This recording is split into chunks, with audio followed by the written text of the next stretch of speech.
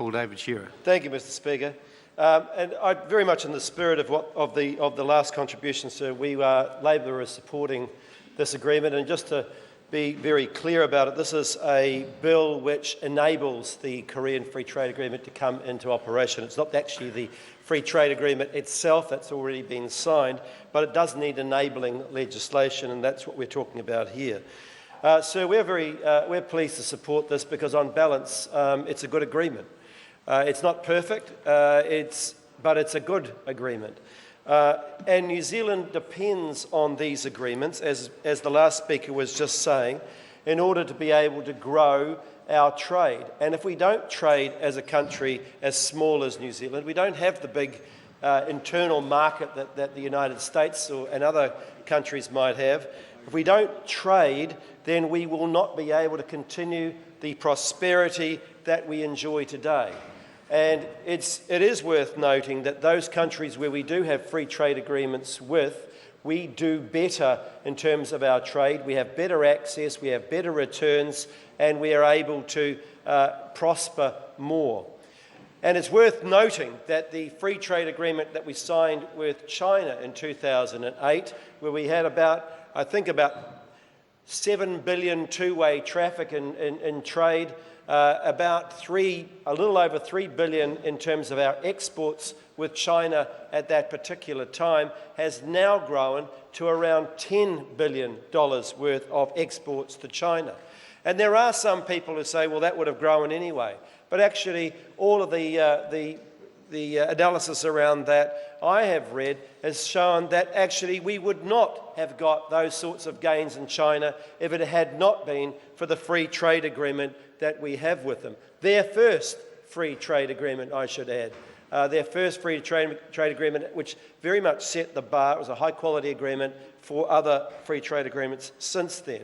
So when other parties in this parliament say that we don't need to sign on to this FTA, or it's not good enough, or there's some sort of problem with it, just reflect on what that means to our exporters. Because if you're a kiwi fruit exporter sitting there in Tauranga or up in Northland and you want to get access to a growing Korean market, it's going to be a very difficult thing to do to compete against the Chilean exporter who pays zero tariffs when we in New Zealand have to pay 45%. In other words, we will not be able to compete fairly on a playing ground that is in any way level. So we need this free trade agreement, first to bring down the tariffs that operate on New Zealand goods going into Korea. Secondly, to be able to grow that market even more than we have at the moment. Currently, it's our 5th largest export market, so it's very significant.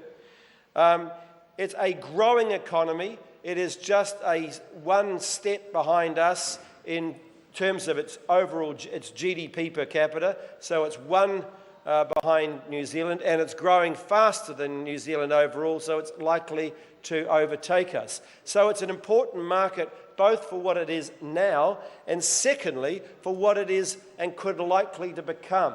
And that's the reason we need to be there and have an agreement with them. Sir, I want to, as others as before me, Mark Mitchell and Phil Goff have mentioned as well, to compliment both Tim Grosser and the negotiators on getting this agreement through. It has been a tough agreement, and it's been a tough agreement for a very simple reason. For us, it's our 5th largest export market. For Korea, it's their 41st most important export market. In other words, it's well down the list of priorities for Korea, and it's really high for us. So for us, we will get, after about a 4-year period, $229 million in benefit from tariffs being removed. For Korea, it will get $4.5 million. So when you add it up, what's in it for Korea? Well, actually, not a lot. If you were a Korean negotiator out there, you'd be saying, we get $4.5 million worth of access into your market, and you get $229 million worth of benefits into ours. to get this agreement across the line, sir, was a very good feat, and the people who negotiated it deserve our praise. For example, beef, $45 million worth of tariffs will come off, and our ability to grow our beef exports to Korea will go up. 22% of tariffs on lamb. Kiwi fruit, 45% tariff on kiwi fruit. Logs, a number of manufactured goods as well. At the end of 15 years, 98% of our exports to Korea will have no tariffs attached to them. So, sir, it is a good deal. We have heard that we certainly did not get what we wanted on milk powder, on frozen deer velvet, which is an important market for deer farmers, and for some products of seafood.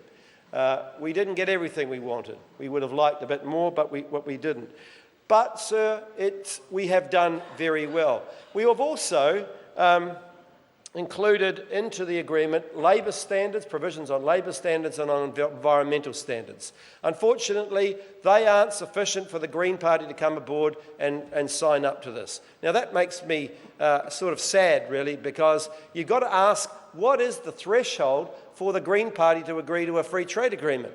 Because it's a pretty high bar. And when you start narrowing down the countries that would be able to meet that bar, it's a very small number of countries. And if we had to rely on that smaller group of countries, sir, then we would be not trading as we are with many countries around the world, and we certainly would be poorer. So, sir, if you are going into this saying you support free trade, but you're not signing up to free trade agreements, sir, there's only one conclusion that you can come to, is that actually you don't support exports and you don't support free trade, because there is no other conclusion to come to.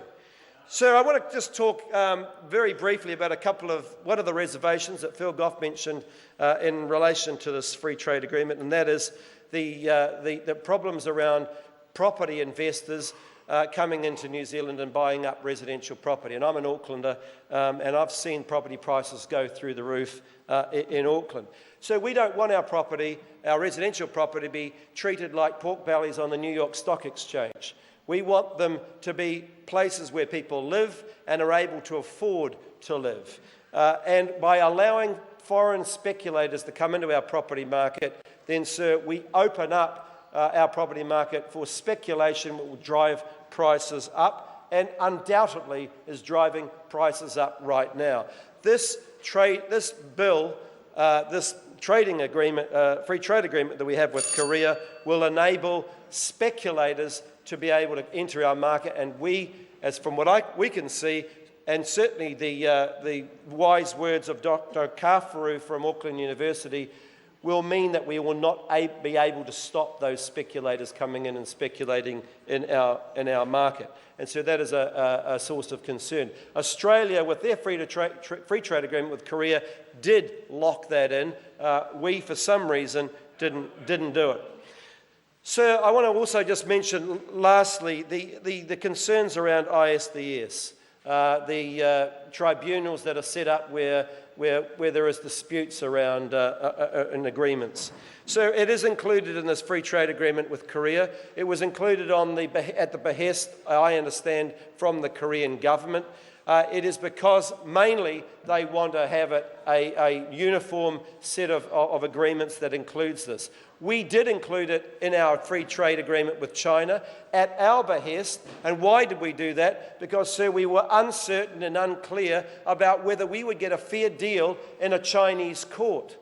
We don't have that same fear with Korea, and I would think that it would not go to anywhere to an ISDS form of judicial recourse, because it would either be in a New Zealand court or a Korean court.